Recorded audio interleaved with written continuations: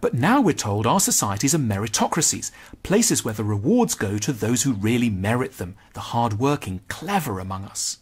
It sounds lovely, but there's a nasty sting in the tail. If you really believe in a society where those at the top deserve to get there, that has to mean that those at the bottom deserve to be there too.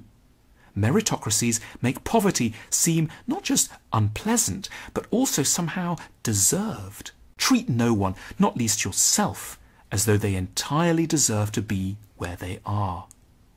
Secondly, make up your own definition of success instead of uncritically leaning on societies. There are so many ways to succeed, and many of them have nothing to do with status as it's currently defined within the value system of industrial capitalism. One of the things that I think we should all do a lot more is put skulls on our desks.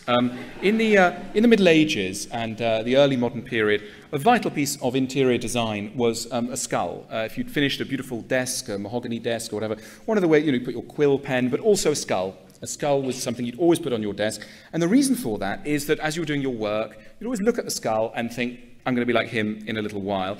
And the point was not to despair, but precisely to focus on what's important. Because I think one of the things about the thought of death is that it doesn't make you think that life is meaningless, far from it. It simply readjusts your priorities. Any of us who've been in a near-death experience, or let's face it, all of us are in near-death experiences. We're in a near-death experience right now because, you could fall on your head and you would be dead. So life is a near-death experience. But any of us who've come really close to a near-death experience will report the following thing, that some things started to matter a lot and other things started to matter a bit less.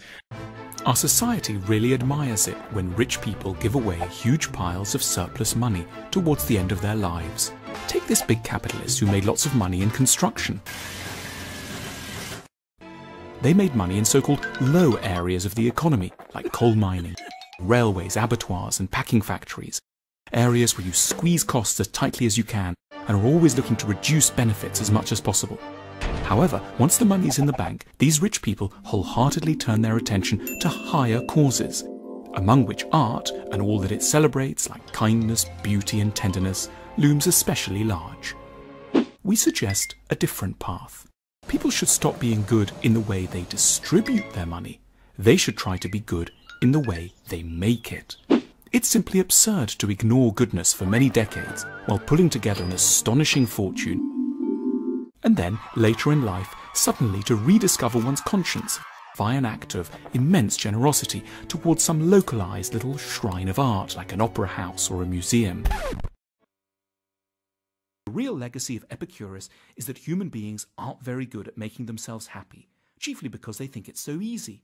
We think we know it's about sex, money, luxury. We just wonder how to secure all these. But no, says Epicurus, reflect on the moments that truly bring you happiness, and they aren't to do with these. Have the courage to change your life in accordance with the moments that actually deliver satisfaction. You might end up living in a very different way, out in the country, with just some cheese, a couple of cloaks, a few philosophy books, and some very good friends down the corridor.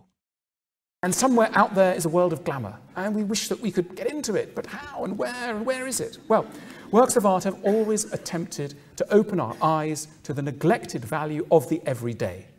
It's not that everything every day always has value, but there's a lot that we walk past, and many, many great works of art are essentially picking up on things that we've seen 1,000 times but never looked at properly. So they are helping us to re-see and turn our jaded eyes back to certain aspects of our lives that we've grown spoilt about. What do the rich really want? The standard assumption has tended to be more money, but the reality is stranger and more hopeful.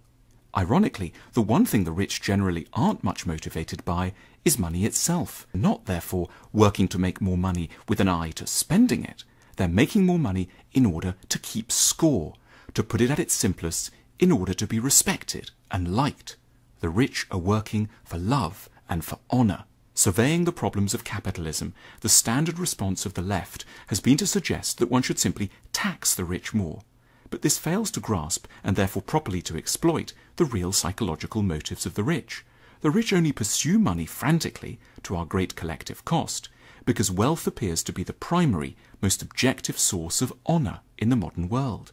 But if only we can fix how honour is obtained, we will be able to redirect their mania to more socially beneficial ends in ways that work in sync with their deformed, ego-driven personalities.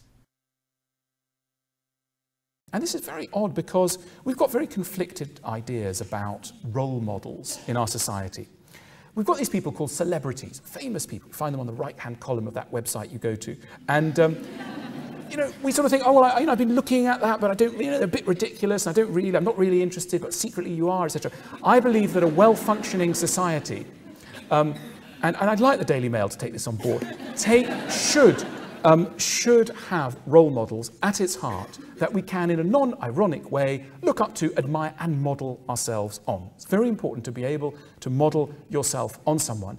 And the kind of propaganda that we need is propaganda on behalf of the good, of good things. Remarkably, Spinoza did not declare himself an atheist. He insisted that he remained a staunch defender of God. God plays an absolutely central role in Spinoza's ethics, but it isn't anything like the God who haunts the pages of the Old Testament. Spinoza's God is wholly impersonal and indistinguishable from what we might variously call nature or existence or a world soul. God is the universe and its laws. God is reason and truth. God is the animating force in everything that is and can be. He is not in time and he cannot be individuated. Spinoza writes, "Whatever is in God, and nothing can exist or be conceived without God." The Ethics is one of the world's most beautiful books. It contains a calming, perspective-restoring take on life. It replaces the god of superstition with a wise and consoling pantheism. And yet Spinoza's work failed utterly to convince any but a few to abandon traditional religion and to move towards a rationalist, wise system of belief.